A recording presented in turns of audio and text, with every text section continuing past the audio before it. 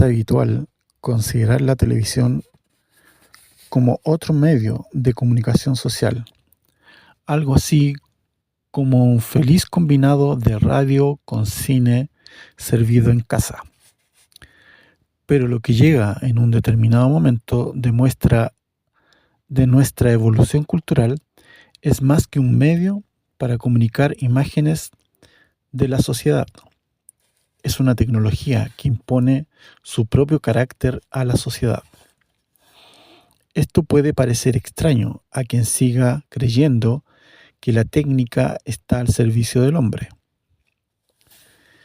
Según tan cándida creencia, el bien o el mal provocado por un invento no yace en el invento mismo, sino en la forma de emplearlo.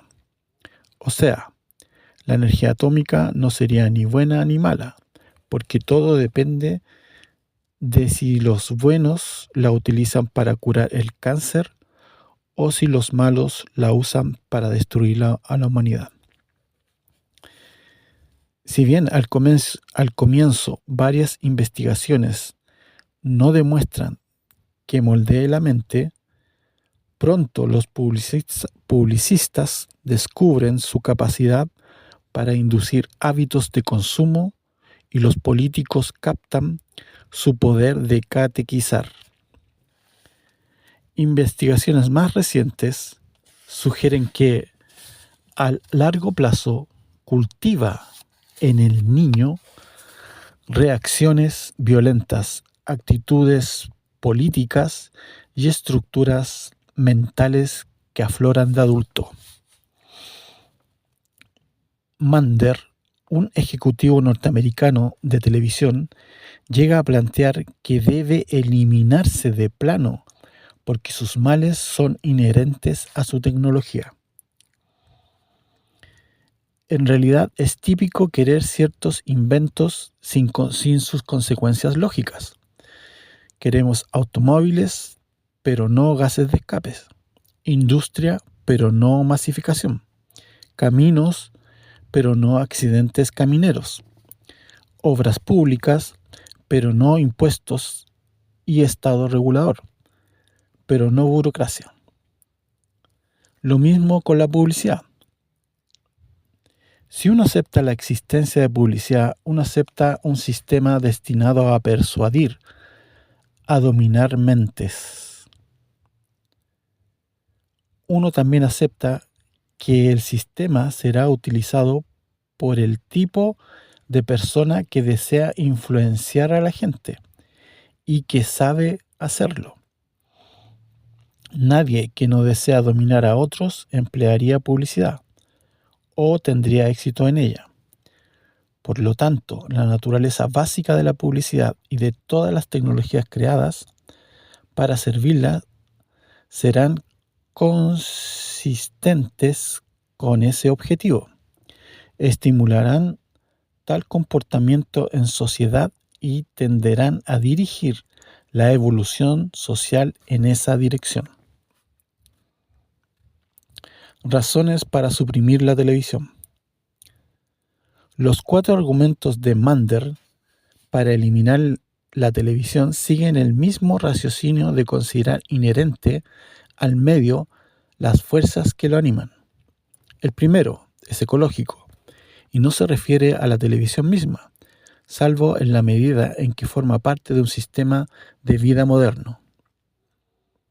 Sostiene que el ambiente artificial de la vida moderna, edificios, ciudades, especialidades, ha llegado a convertirse en una barrera oculta entre los seres humanos y los procesos naturales. En ese medio ambiente estrecho, un instrumento y como la televisión puede parecer potencialmente interesante, sano y valioso, pero al mismo tiempo acelera el proceso de confinamiento. El conocimiento queda supeditado a la recopilación y diseminación tecnológica. Lo que celebramos como la expansión del conocimiento humano es en realidad su confinamiento en un singular módulo cerebral, mientras que otras experiencias humanas y el conocimiento personal que va con ellas comienzan a atrofiarse. Por ejemplo, el aura de un bosque de araucarias, el silencio espectral bajo el mar, o la referencia que inspira la cordillera cuando se está dentro de ella. Todo eso constituyen experiencias imposibles de comunicar por televisión. Sin embargo, se puede llevar una cámara al bosque, bajo el agua o a la cumbre. Lo que se logra entonces es confinar esa vivencia, creando una sensación equívoca de haberla vivido. Lo mismo con ciertas emociones, como la ira o la soledad. La vida urbana va limitando el contacto con la naturaleza y con experiencias naturales. En alguna forma, la televisión se convierte en ventana al mundo perdido, pero al verlo es también un filtro que solo deja pasar una imagen de él, no su vivencia completa. El segundo argumento que dice Mander es político. Afirma que la televisión deja la mente expuesta a la intervención autocrática. Inevitablemente, entonces, llega a ser un instrumento de colonización psíquica y dominación humana por una cierta mentalidad y estilo de vida que solo sirve a una forma de organización política. Lo anterior también podría decirse de la prensa o la radio si fueran únicas, pero en la medida en que un medio deja de ser singular para ofrecer variedad de puntos de vista, pierde su poder manipulador omnívoro. Así como lo que contiene la expansión de un país es otro país, lo que contiene el poder totalitario de un canal es otro distinto. El tercer argumento, en cambio, es particularmente inquietante. Se refiere a la reacción neurofisiológica a la señal televisiva. Su radiación puede causar diversas enfermedades, pero la principal es que la televisión provoca un efecto hipnótico adictivo que inhibe el pensamiento consciente y atrofia la imaginación creativa. El cuarto argumento se refiere a las limitaciones tecnológicas para mejorar la programación. Aunque el medio impone ciertos requisitos de limitado ángulo visual, velocidad y énfasis en primeros planos, es difícil aceptar que eso por sí solo no tenga remedio y obligatoriamente deba dar una visión fragmentaria y vulgarizada de la realidad.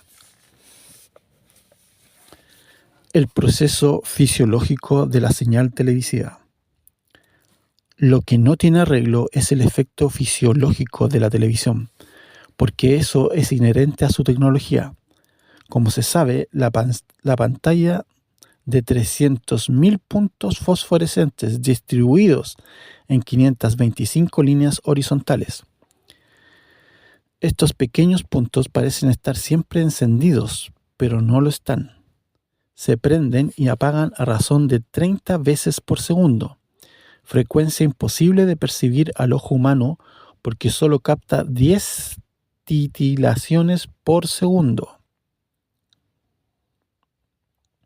Una luz, por ejemplo, que se prende y apaga 9 veces por segundo se ve titilar, pero a un secuencial superior a 10 por segundo ya se ve continuamente encendida. En 4 millones de años sobre la Tierra, el hombre jamás encontró algún fenómeno natural que requiriera una mayor velocidad de percepción, porque únicamente la electrónica ha sido capaz de crear vibraciones de tal rapidez. Ahora bien, el diferencial entre la velocidad de percepción humana, que es de 10 titilaciones por segundo, y las posibilidades de la electrónica, que son de 30 titilaciones por segundo, en el caso de la televisión, ha sido explotada para intercalar mensajes sin ser percibidos conscientemente. Pasan al cerebro. En los cines, por ejemplo, se inserta en medio de la película una orden de consumir tal bebida que permite tan corto tiempo en pantalla que nadie alcanza a darse cuenta de su aparición. Pero en el entreacto el público se abalanza a consumirla. Mensaje subliminal. También se ha empleado en películas de terror, intercalando imágenes de Satanás para aumentar el miedo. Años atrás hubo gran revuelo en torno a esta práctica llamada propaganda subliminal, a raíz de las revelaciones de Vance Packard, y se eliminó del cine. Sin embargo, en cierto modo la televisión es enteramente subliminal, porque si bien no se intercalan órdenes ocultas, la mecánica electrónica de la imagen en pantalla se basa en la posibilidad de penetrar la mente por conductos distintos de la visión consciente. Es así como la imagen se detiene por el color que va tomando los puntos al prenderse, fenómeno tan rápido que crea la sensación de movimiento fluido. Al prenderse unos puntos y apagarse otros, la totalidad de la imagen no está ahí. Eso que creemos ver es un agregado parcial de puntos que se completa en la mente con los que encienden a continuación al instante siguiente.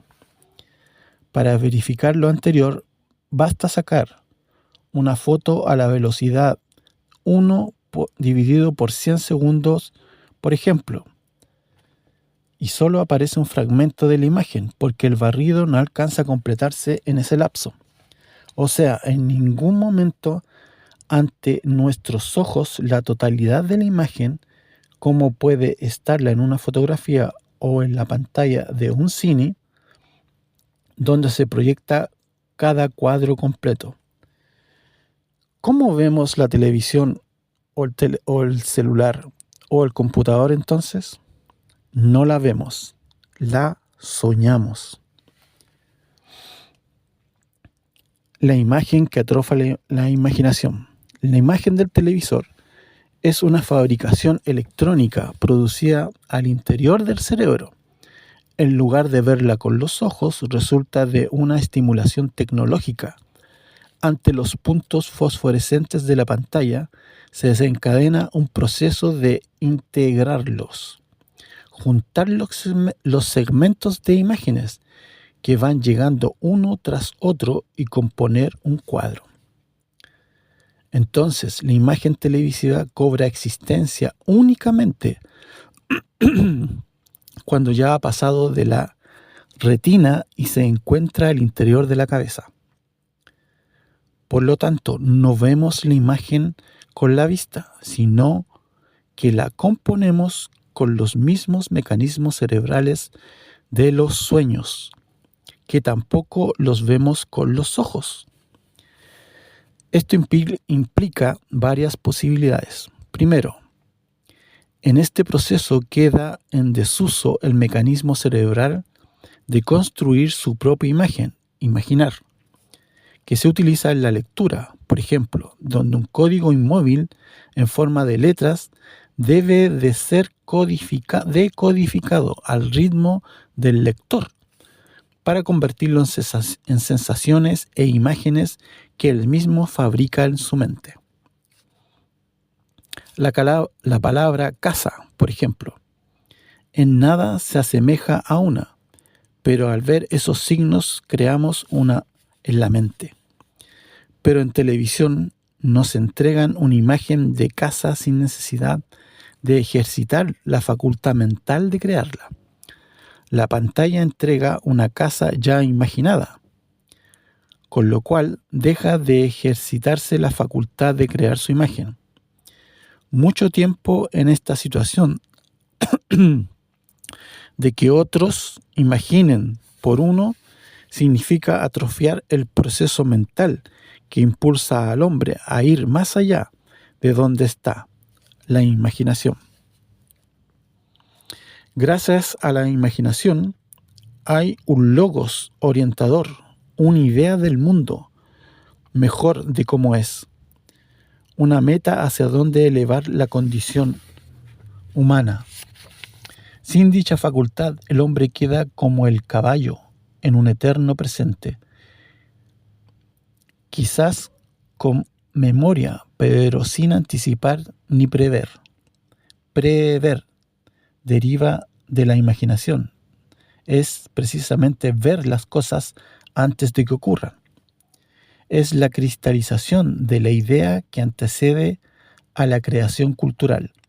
Es esa capacidad de oír en la mente una melodía antes de escribirla, o bien es la entelequia, ese movedor inmóvil que según Aristóteles dirige el crecimiento. Más aún, la lectura, el proceso de imaginar a partir de cierto código impreso, se efectúa al ritmo de la comprensión individual. Se avanza, se detiene o vuelve atrás en busca de nuevos significados. Se lee entre líneas y se va más allá del propio escritor. O sea, se tiene ante los ojos una mera pauta para ir descubriendo, todo lo cual ejercita la imaginación.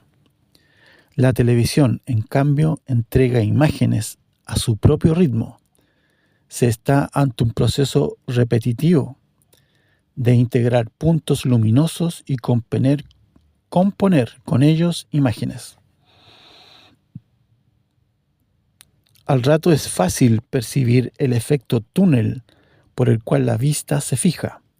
El pensamiento lógico se apaga y la realidad exterior, sobre todo el sentido del tiempo, se desvanece. La conversación decae y se entra en un sopor parecido a la hipnosis. El segundo efecto mental de la tecnología deriva del hecho aparentemente intrascendente de permanecer mucho rato con la vista fija. Mover los ojos activa el estado de alerta. Es lo que hacemos ante una señal de peligro. Mirar para todos lados. Con eso el organismo se prepara para actuar, procesando toda la información disponible. Igual, al leer, vamos recorriendo líneas que dirigen el pensamiento lógico, lineal, propia de la cultura, de la alta cultura. En cambio, al detener la vista en un punto, se entra en ese trance típico de quien se quedó mirando lejos, trance que solo se interrumpe con un movimiento de ojos. Ahora bien, ante la pantalla, la vista permanece fija, con lo cual se desactiva el estado de alerta y se entra en una especie de sonambulismo. Este fenómeno ha sido ratificado por mediciones de la actividad eléctrica cerebral y por experimentos donde ponen a niños a ver cine, a leer, a escuchar música y a mirar televisión. Tocan una alarma de incendio y los últimos en reaccionar son siempre los que están frente al televisor, la pantalla del computador o el celular. Un informe de un equipo de investigaciones encabezados por los psicólogos Maryland y Fred Emery del Centro de Educación Continua de la Universidad Nacional de Australia en Canberra concluye que mirarla está a nivel consciente del sonambulismo.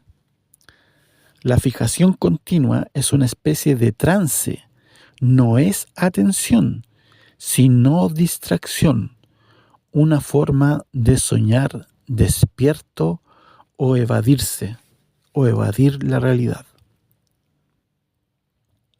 La naturaleza del proceso desarrollado en el lóbulo izquierdo y particularmente en el área 39, que es el área integrativa, es lo distintivo de la vida humana comparada con la de otros mamíferos.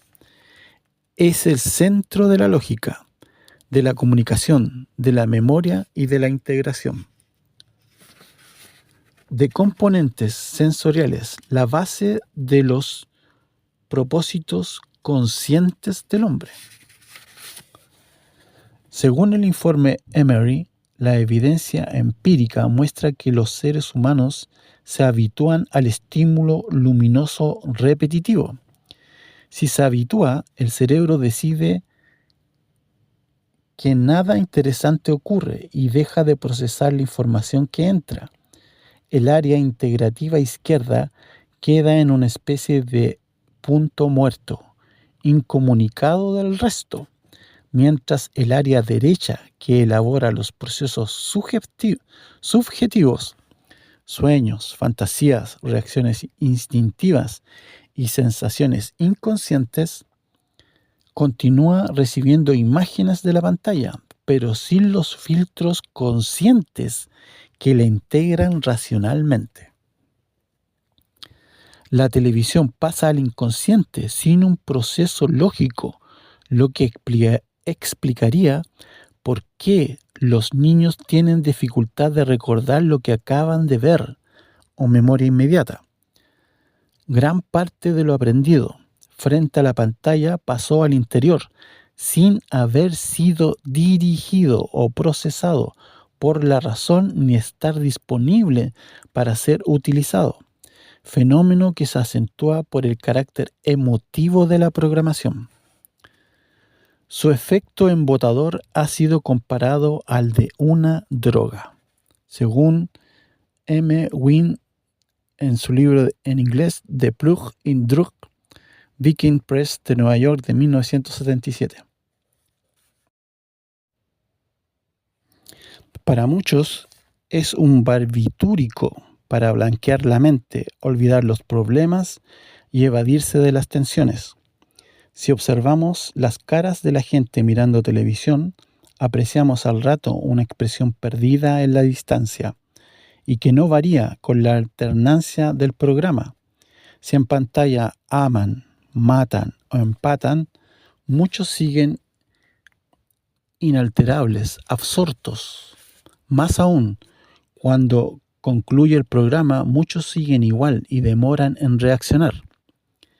Mientras en el cine la gente se ríe por sí sola en las secuencias cómicas, en televisión es necesario insertarle risas grabadas, reír al televidente o poner de fondo risas o audios de risas para que tenga la sensación de haber reído. Todo esto indica que no es una tecnología neutra, mientras la lectura por sí sola, independiente de los contenidos, tiende a despertar. La televisión por sí sola tiende a adormecer.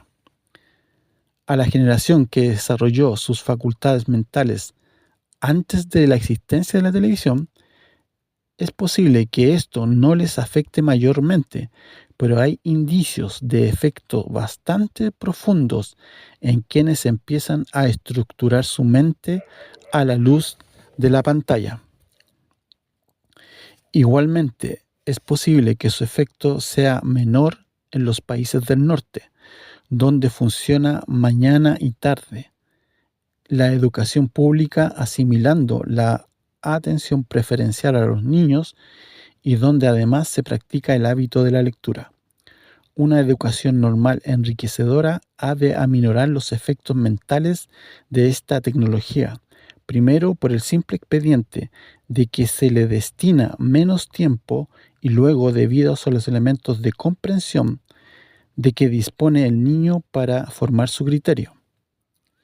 Pero en Latinoamérica, en lugar de ofrecer una programación que aminore estos efectos nocivos de su tecnología, se les somete imperativos económicos que fomentan las conductas irracionales. Para solucionar este problema, que es la programación a través de la televisión, tenemos que usar una técnica descrita en este canal, Las Verdades del Fénix, que se llama Cómo desintegrar demonios. Voy a dejar en el link de este video para que tú puedas practicar este ejercicio. Este ejercicio tiene la particularidad de que te va a ayudar a desprogramarte. Hoy en día no es todavía una enfermedad considerada oficialmente la programación o el exceso de programación.